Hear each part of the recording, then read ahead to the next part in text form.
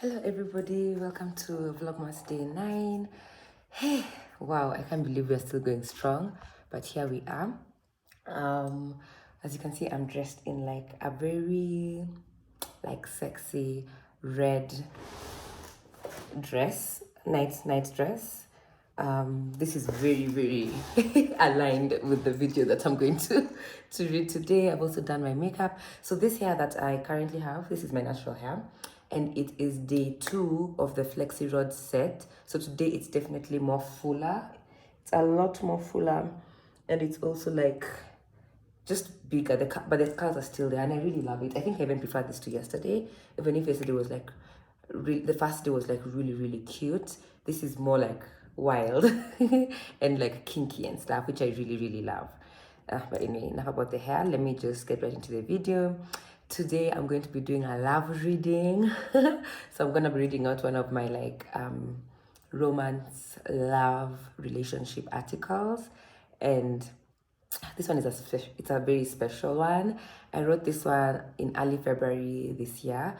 Like I wrote it kind of like as my Valentine's Day post for the year. And it's a really special one because I'm basically talking about my first love, which was just like, he was a breath of fresh air during a period of my life where I just really hated my surroundings. So let's get right into the video. The title of today's article is My First Love, a High School Romance. Happy Monday, loves. It's exactly 1 week to Valentine's, and I'm still going strong with my love story chronicles here on the blog. I really debated about what type of article to start with this week. There's so much I'd love to share with you on this platform, yet sometimes I don't even know where to start. I've therefore started writing down a list of topics every week, covering various niches like relationships, travel, career, business, hair, and fashion to make the content I share with you more wholesome. Today's niche will be relationships because I know just how much you all enjoy my love stories. Let's take a trip down memory lane and go all the way back to 2012, 10 good years ago. My memory from that time in my life is not that good. I was in my last year of high school at an all-girls Catholic school here in Nairobi, and I really hated the whole experience. My older sister Agi had also moved to Cape Town that year to pursue her studies, and I felt very lonely and alone in the world. I hated my life and where I was, but the one person that made it all worth it is the main character of today's story. For privacy purposes, we're going to call him William. Dating in high school was such a mission. Our messed up Catholic school made it seem like any interaction with men was a total sin. I always I was always really curious about boys because I grew up surrounded by girls and had no brothers or close male cousins. The fact that our school was also an all-girls institution didn't help the situation. The teachers called me boy crazy, but I was just really curious to find out more about this gender that I knew very little about. William was my second boyfriend. I met him in Form 4, my final year of high school. I was 17 at the time. Those days, Facebook was the easiest way to meet new guys and communicate with them. I don't really remember how William and I met, but it must have been online. William was in St. Mary's School here in Nairobi. There was always this silent competition about which guys were cooler between boys from Strathmore and those from St. Mary's. I put up a poll on my stories the other day, asking those who went to 844 schools which guys they preferred back when we were in high school. Team Saints won with a whopping 62% of ladies saying they were the real deal. After my first relationship with a Strathmorian ended abruptly and unexpectedly in Form 1, I was hell-bent on testing the waters with Saints guys. Strath guys were known to be more book smart, goody two-shoes, and just overall suck-ups to the Catholic system we were in. They were also our brother school. Saints guys, on the other hand, were the more rowdy bunch and more focused on extracurricular activities like sports. I was a Saints guys type of girl, as I related to their mischievous nature and wild side. They just seemed more authentic and real as compared to the pretentious goody two-shoes nature of Strath guys. I think I'm going to get into trouble for this statement, but whatever. I vividly remember the first kiss we shared with William. I had gone to see him at his school and they were having some football tournament. William was always so romantic and he always made me feel like I was the most special girl in the world.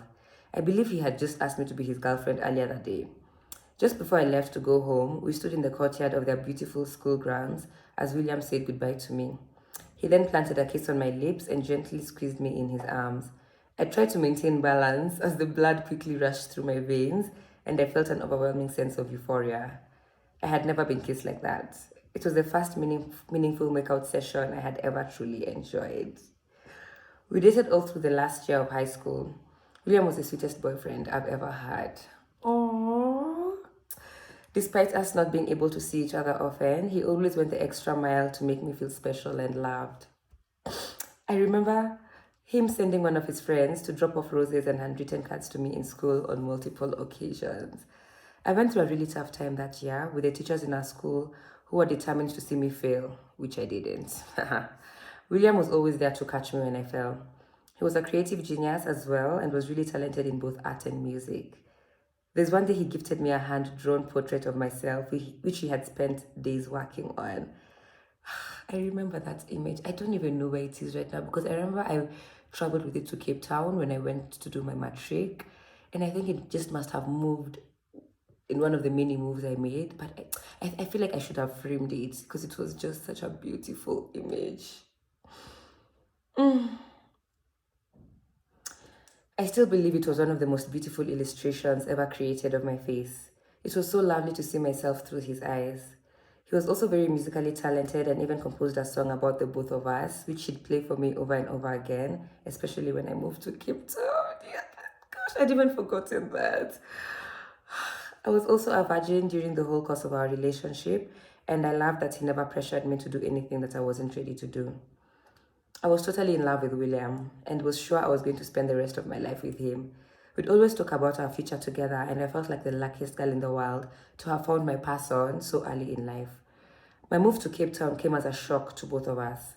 On the one hand, I was overjoyed to be leaving the ghetto that is Nairobi and joining my sister in one of the most beautiful cities in the world. But on the other hand, I was crushed to be leaving William behind. We agreed to try out long-distance dating as none of us was ready to say goodbye just yet. At the time, technology wasn't at the point it is today. We mostly talked through Facebook and Skype, and I struggled to keep the communication flowing. My life changed drastically when I moved to Cape Town.